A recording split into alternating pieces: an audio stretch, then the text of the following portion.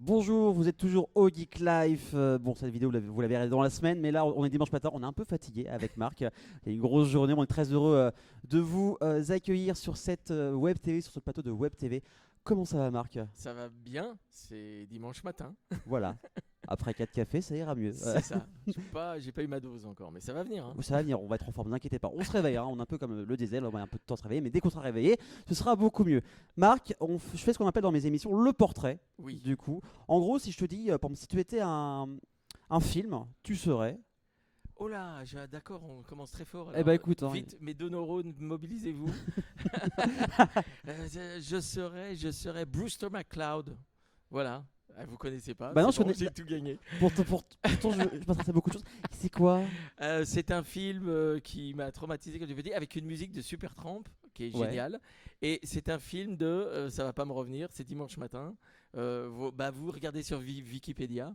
Et non, c'est un film que j'ai adoré, un peu barré, ambiance 70s, voilà.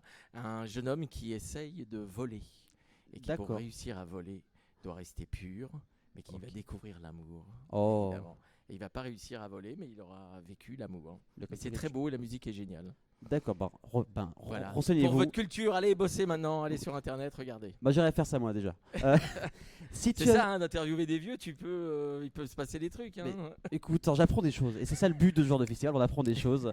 Si tu avais un moyen de transport geek, Ah, oh bah, télétransportation, un truc comme ça, hein, et ben voilà. Pépé Garçon a dit la même chose cette semaine. C'est vrai. Je te jure, il a dit la même chose. Mais non, mais en plus, moi, j'habite donc à la campagne, et puis il faut toujours que j'aille à droite à gauche pour mes activités, ce serait génial, quoi.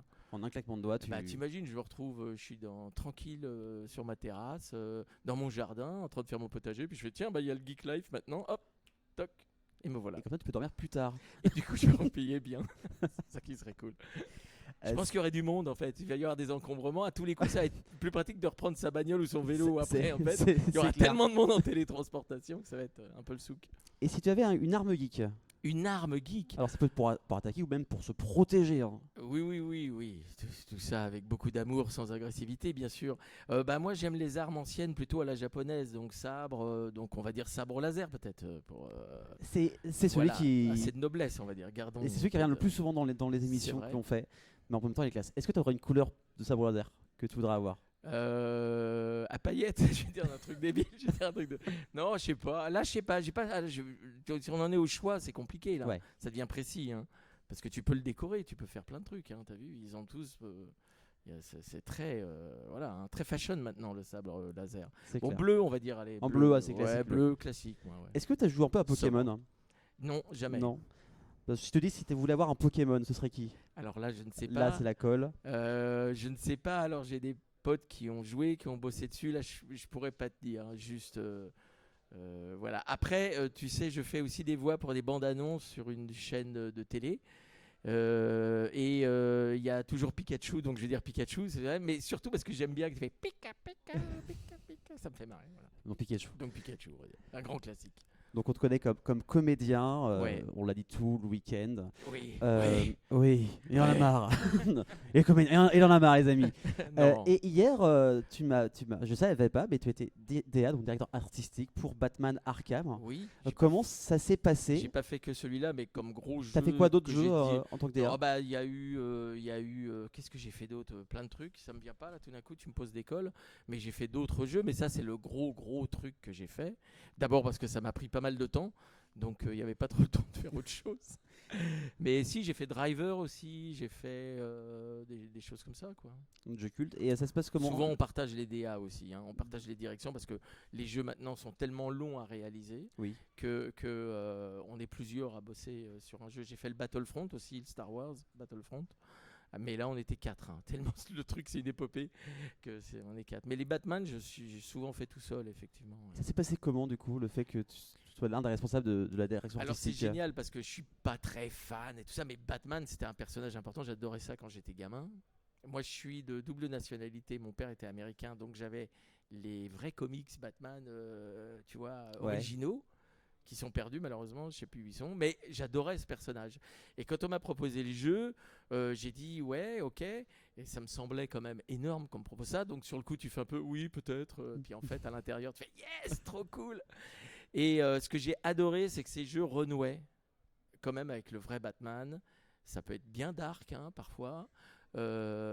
Et c'est une absorption complète. C'est vraiment, ces jeux sont tellement en plus vastes Oui. qu'il faut vraiment rentrer dans le truc. Ça devient une période de ta vie où tu es un petit peu, tu dors Batman, tu manges Batman, etc. Mais il faut le faire comme ça pour arriver à un résultat qui soit bien et bien réfléchir aux voix. Donc moi je m'occupais du choix des acteurs. D'accord, ok. Et la direction artistique, le planning évidemment, bon, ça c'est le truc un peu plus gavant. Mais et puis la direction des acteurs au moment des séances d'enregistrement. Parce que Et là, c'est génial de penser à un comédien, et puis tout d'un coup, tu l'entends sur un personnage, tu vois, de l'univers Batman, et tu fais waouh, t'es un peu au cinéma, quoi. bah moi j'ai l'impression de revoir un peu l'anime des années 90, tu vois, parce qu'il y avait beaucoup de voix des années 90 qui étaient revenues du coup pour Batman Arkham. Oui, en fait, j'ai trouvé qu'il y avait certaines voix du choix de l'époque qui étaient vraiment bien, quoi. Comme Et qu'il Philippe Pétur, fallait le garder. pingouin, Bah, Pétieux en tant que pingouin, c'était génial. inévitable. J'ai fait revenir Vincent Violette sur l'épouvantail. Et moi, j'adorais. Il est très loin vocalement de l'original en Oui. anglais. Mais je trouvais qu'en anglais, c'était bien, mais comment dire, c'était un peu stéréotypé, quoi. Le méchant qui fait peur à l'américaine, ok, d'accord. Je trouvais que Vincent, tout en n'ayant pas du tout la même façon de le faire, foutait beaucoup plus les jetons, était plus inquiétant, en fait, quelque part. Et voilà, je sais qu'on m'a un petit peu reproché parfois, les fans du dessin animé, le choix de, parce que c'est Valérie Ciclet qui a fait, comment elle s'appelle non, la copine de. Oh, dis donc, ce matin, c'est dur le C'est dimanche. compliqué, hein. Pitié. C'était quel La copine personnage du Joker. Harley Quinn. Harley Quinn. Mais je trouvais qu'elle était beaucoup plus sombre et perverse dans le jeu. Et je pensais que Valérie pouvait faire ça mieux, quoi. C'est vrai que c'est compliqué parce que tu veux faire plaisir aux gens.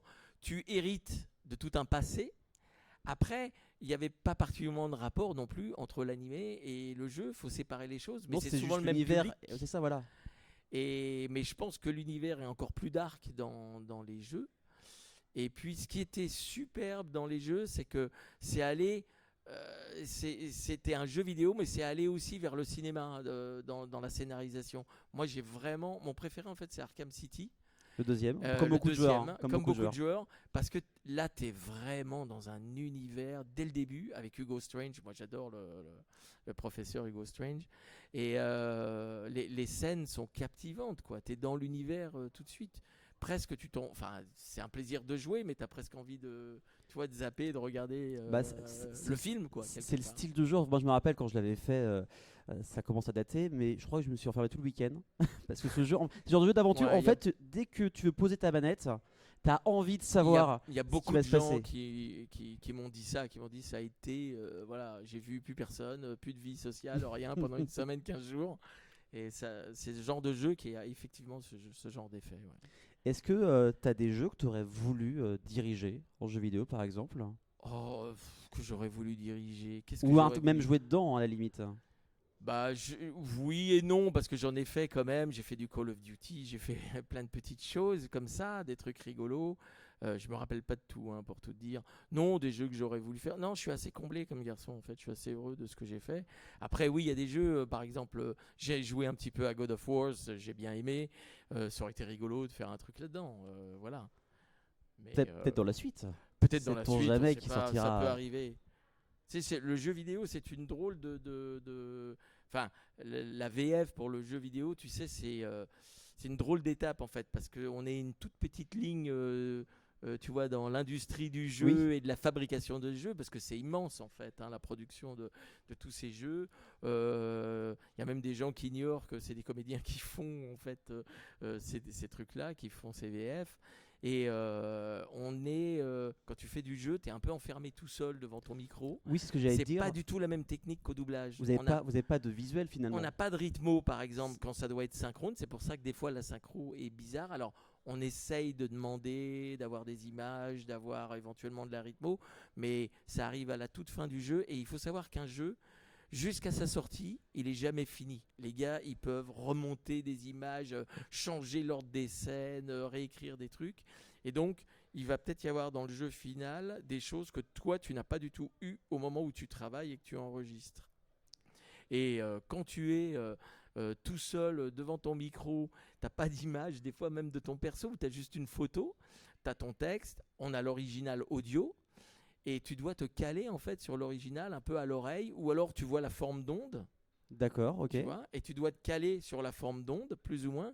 C'est pour ça que parfois en jeu, on peut trouver que la synchro, elle est un petit peu aléatoire, mais souvent on n'a pas les images animées, quoi.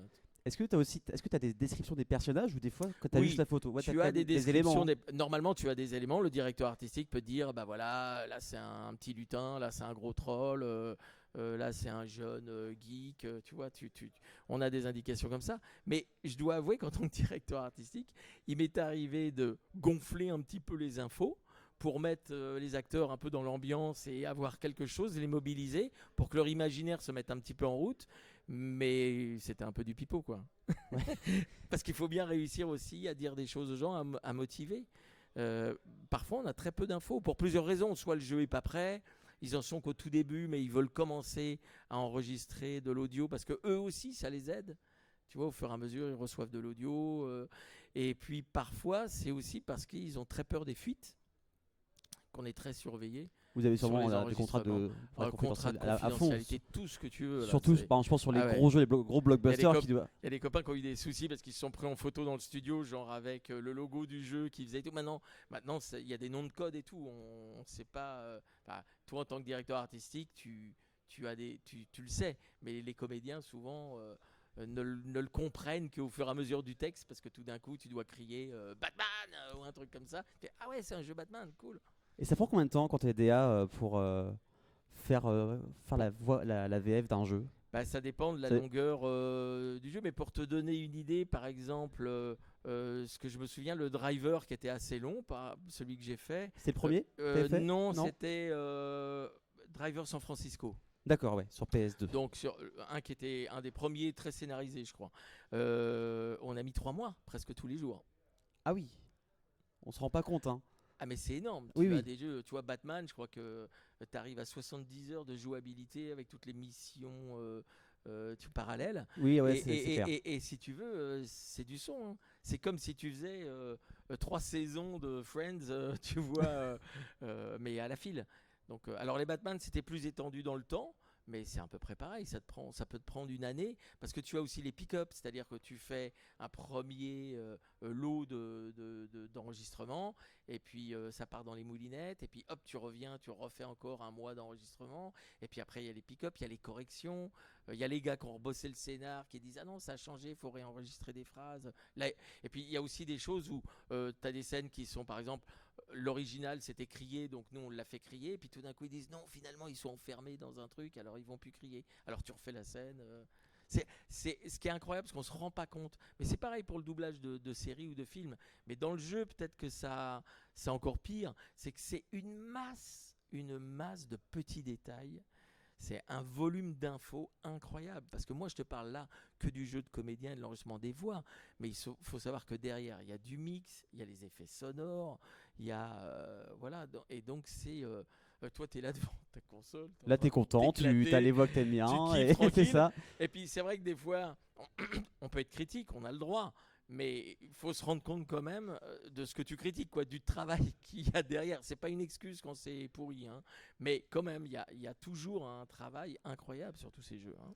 Et tu parlais de Friends, une saison, ça te prenait combien de temps avec toute Bah, l'équipe en vrai, traiter on faisait 2 épisodes par jour. Ils nous laissaient ils voulaient qu'on fasse 2 épisodes par jour. Ils nous laissaient peu de temps. Honnêtement, nous, on a souvent réclamé un peu plus de temps. Donc ça faisait que 12 jours. Une saison, c'était 24 épisodes. C'est ça, oui.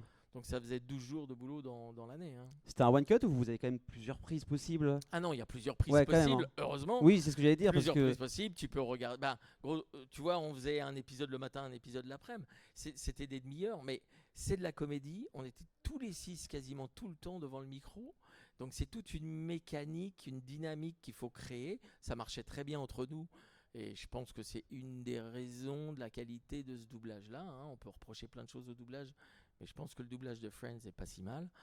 Si tu veux, c'est vrai qu'on demandait un petit peu plus de temps parce que La comédie particulièrement, tu vas souvent entendre les comédiens dire ça, même quand tu tournes d'ailleurs, c'est une horloge, hein. Faut que ça fuse, faut qu'il y ait du tac au tac, et en même temps, faut que ça ait l'air naturel, relax. Donc, faut bien s'approprier les phrases et tout ça. Donc, en règle générale, on regarde une scène, une petite boucle, une séquence, quoi. Enfin, les séquences sont découpées en petites scènes. Et on regarde, on voit ce qui se passe, on la répète, on l'écoute une fois ou deux en anglais, on repère notre texte, où est ton personnage, qu'est-ce qu'il fait, parce que tout ça est important. Et ensuite, on enregistre une première fois. Souvent, la première fois, c'est un peu pourri quand même, faut dire ce qui est. Et on le refait autant de fois, on corrige du texte, de la synchro et du jeu au fur et à mesure, quoi. Et on essaye d'arriver à un résultat potable. Mais Friends, on aurait aimé avoir un peu plus de temps. Ouais. Ouais. Et tu penses quoi du coup parce qu'il y a beaucoup de rumeurs en ce moment qui traînent sur un retour de Friends. Toi, t'en penses quoi juste en tant que spectateur? Alors, je pense que ça n'arrivera jamais. Oui, Pour plein de ce raisons. sont que des rumeurs, ouais. De droits, de machin, et je suis pas sûr qu'ils aient envie. Oui, d'une part. Après, moi personnellement, je pense que ce serait une erreur totale. Restons sur ce truc qu'on a de Friends. Ils sont même arrêtés. Eux voulaient s'arrêter plus tôt. Hein. Normalement, la 9e, moi je suis parti, et si on est parti, et notre demande pour changer nos conditions de travail, elle était basée sur le fait que la 9e saison devait être la dernière. Oui, Okay. j'ai vu une interview d'Emmanuel Curtil qui en avait parlé ça, exactement. Ouais. Et donc, si tu veux, mais en fait, bon, c'est un peu l'appât du gain, je pense. Ils ont remis des sous ils ont mis une thune dans le bastringue. Du coup, ils en ont refait. Oui, je crois qu'à la fin, il gagnait chaque acteur $1 million par épisode. Énorme. On se rend pas compte, hein, mais c'est énorme. Mais il faut dire que Friends a rapporté à la prod une masse de dollars, je pense, assez impressionnante. Et encore aujourd'hui. C'est une des séries les plus rediffusées. Mais nous, en fait, pour moi. Bon, la 9e saison était certainement pas mal. Je n'ai pas regardé pour tout te dire. Enfin, que des petits bouts, quoi. Parce que j'y étais plus. et 10e saison, j'ai pas du tout vu. Mais je pense qu'on est parti, nous, en tout cas, Emmanuel Curtil, Dorothée Gemma et moi, on est parti au moment où eux auraient aimé s'arrêter, c'est-à-dire à la fin de la 8e saison. Et ils ont réussi à négocier et à faire en sorte de continuer. Donc, je pense que ce serait une erreur. Il faut rester là-dessus. C'est une série qui est devenue tellement culte. Et puis qu'on regarde encore actuellement, c'est un truc de fou. Ah ouais, il y a une nouvelle génération, là, des jeunes qui m'en reparlent. Et je me dis, c'est dingue, quoi. Parce que ça a dû vieillir un peu quand même, non? Alors oui. Non, tout le monde dit non. En termes d'image, oui, mais en fait, c'est que l'humour a très bien vieilli. Enfin, quand on voit les premières saisons où ça a 25 ans maintenant, et on se marre. Moi, je connais par cœur, tu vois, les Friends. J'ai grandi avec, et même j'ai dû voir les saisons une quinzaine de fois au total, et à chaque fois, c'est le même bonheur de redécouvrir ces séquences. Non, mais nous, ce qu'on avait trouvé original à l'époque, parce qu'il faut voir, à l'époque, c'était quand même un ovni, quoi. C'était vraiment, bon, un peu mise en scène, bien sûr, parce qu'il faut bien, c'est de la télé, quoi. Hein. Mais c'était un peu l'humour à la con qu'on pouvait avoir, nous, enfin, les potes ensemble dans les couloirs. Et c'était quand même une des premières fois où on le retrouvait de façon un petit peu lâchée, comme ça, spontanée, quoi. Et nous, on a essayé aussi dans le doublage qui est ce côté-là. En tout cas, chacun pouvait s'identifier un peu, tu vois, à chaque personnage. C'est clair. Ouais. Mais sur le coup, moi, je pensais que ça marcherait moyennement en France, parce que je trouvais ça quand même très new-yorkais et très américain. Parce qu'à l'époque, on vivait moins en coloc et tout ça. Ça se faisait beaucoup en Angleterre, dans les pays anglo-saxons. Mais pas trop en France. Mais en France, pas trop, tu vois. C'est sorti. Nous, on a démarré ça en 94, je crois, un truc comme ça. Donc, ça, c'était un truc qui était pas très d'actualité, et c'est vrai que sur le coup je me disais je sais pas si ça va fonctionner. Et en plus, les 3 premières saisons, on l'a doublé pour Canal Jimmy, ça passait que sur Canal Jimmy, et ils avaient eu l'obligation de le mettre en français parce que eux voulaient le passer en anglais, c'était en multilangue là, et donc la série était pas mise en avant comme quand elle est passée sur France 2, quoi. Et du coup, voilà, maintenant la VF et la série Incroyable. que l'on connaît, que l'on adore. Tu revois un peu tes camarades? Oui, ça nous arrive même de retravailler ensemble. Ouais. Moi, je suis assez proche d'Emmanuel et de Dorothée Gemma, mais on se voit. Il n'y a que Michel Lazorne, où j'ai pas trop de nouvelles, qui a un peu arrêté, mais qui était un peu plus âgé que nous aussi. Donc c'est pour ça. Qui faisait Ross. qui faisait Ross. Ah, Ross, que j'adorais à partir de la 5e saison, Ross, qui part complètement live. Oui, Mon sandwich. il se lâche un peu. C'était excellent. Merci Marc d'avoir Merci à vous partagé de du temps m'accueillir. avec nous donc au Geek Life 2 le week-end, les 1er et Venez 2 nombreux. février au Mans. Ah, bah non, À c'est très pas bientôt. fini. Mais vous le Très regarderez la bientôt, vidéo oui, du coup. Mais vous aurez dû venir, c'est tout. Il Voilà, fallait c'est venir. ça, fallait venir. C'est tout. Allez, à la prochaine.